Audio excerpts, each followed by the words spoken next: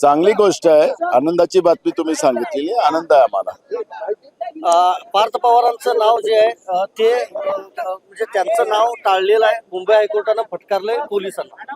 सरकार घोटाळ्या करणाऱ्यांना कसं लपवते आहे, कसं वाचवत आहे, त्याचं उदाहरण आपल्याला अनेक ठिकाणी पाहायला मिळते.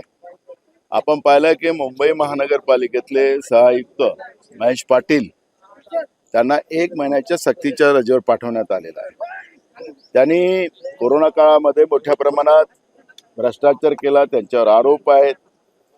त्यांनी अनेक जमिनी त्या कोरोना काळामध्ये विकत घेतल्यात. त्याच्यामध्ये अनेक IAS IPS अनेक नेते त्याच्यामध्ये समाविष्ट आहे.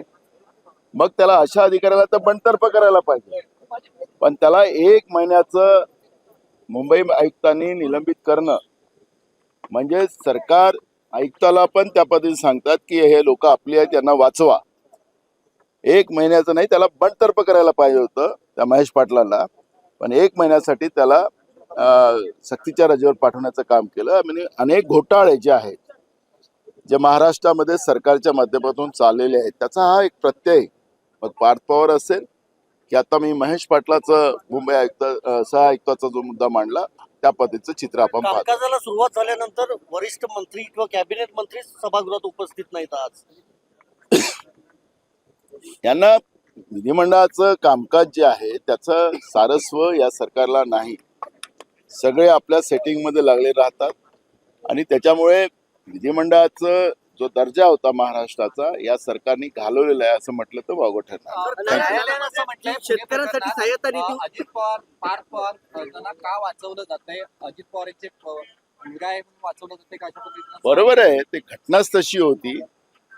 जी अमेडिया कंपनी आहे त्याचे जे प्रमुख आहे त्यांना त्याच्यातून वगळणं याचाच अर्थ हे सर्रास सरकार आपल्या माणसाला घोटाळ्यामध्ये वाचवते हे त्याच्यातून स्पष्ट होते. आणि म्हणून न्यायालयाच्या निदर्शनास आल्यानंतर न्यायालयाने त्या पद्धतीची भूमिका घेतलेली. विरोधक का गप्प असं प्रश्न ही आज चर्चा आहे ना.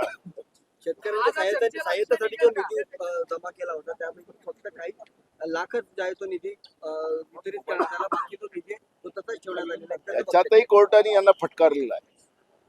आणि म्हणून हे नुसतं आताच नाही तर 2014 ते 19 मध्ये फडणवीस मुख्यमंत्री होते त्यावेळेस फटकारलेला.